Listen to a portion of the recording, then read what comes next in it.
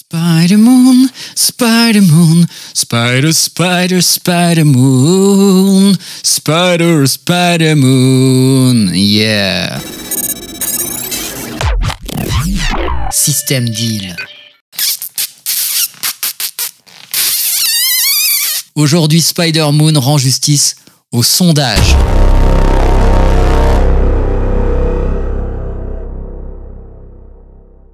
Alors je sais pas pour vous, mais moi j'ai été convaincu par tous les arguments du gouvernement avec tous les sondages qu'on a vus. J'étais contre le vaccin Covid-19, vaccin expérimental, faux vaccin.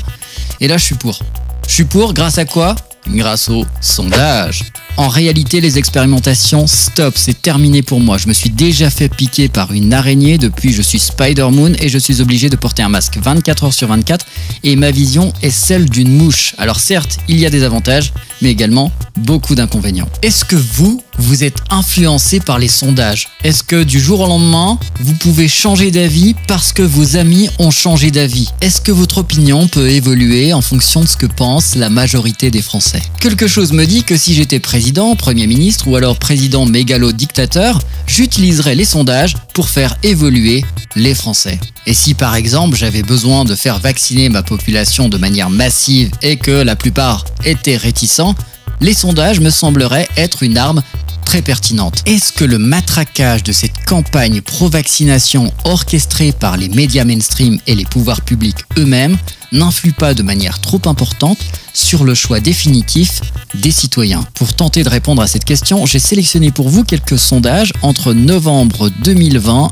et janvier 2021. On commence avec le Journal du Dimanche qui relaie un sondage IFOP daté du 28 novembre 2020 dans lequel on apprend que 59% des Français n'ont pas l'intention de se faire vacciner. BFM relaie un sondage le 17 décembre 2020, sondage ELAB pour BFM TV. On apprend sur celui-ci qu'un Français sur deux refuserait de se faire vacciner. France Info, cette fois-ci, le 14 janvier 2021, 56% des Français désormais favorables au vaccin, selon le sondage Odoxa pour France Info. Dans cet article, on apprend que les doutes se sont estompés, que c'est un retournement spectaculaire de l'opinion sur la vaccination.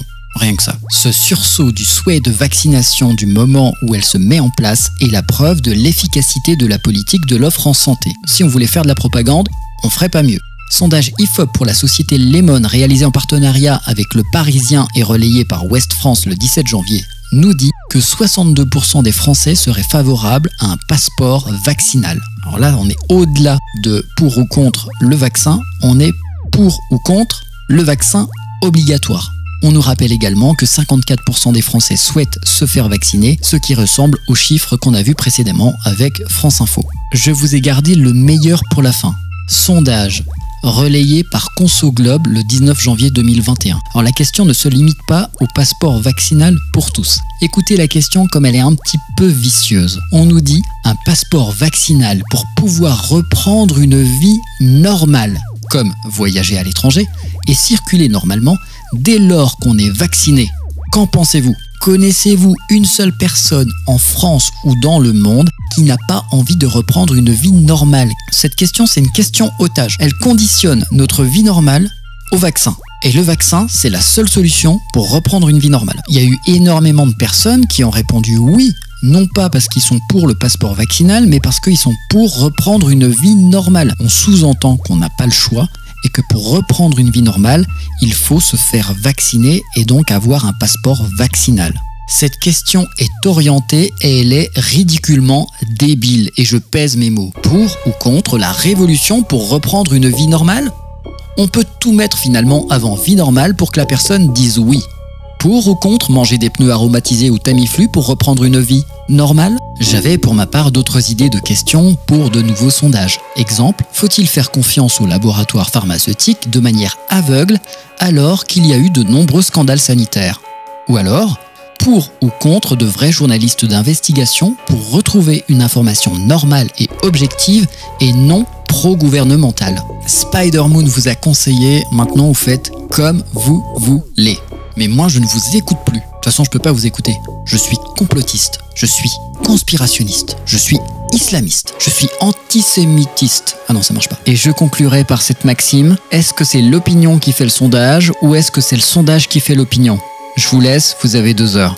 petit indice au passage, Emmanuel Macron, élection présidentielle 2017. Je dis ça, je dis rien. Spider-Moon, le justicier, vous a dit ce qu'il pensait des sondages. J'aimerais bien avoir vos avis. Dites-le en commentaire. Je vous assure qu'on va pouvoir échanger de manière nuancée, équitable, bio, locale et de saison. On se retrouve très bientôt pour un prochain épisode des Chroniques de Spider-Moon. À bientôt! Système Deal. Humour, réflexion, musique. Zéro censure.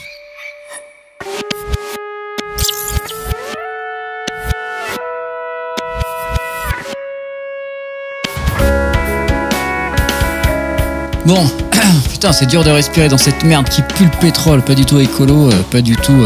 C'est un masque, ça protège, mais ça te protège du Covid, mais par contre ça te tue du cancer.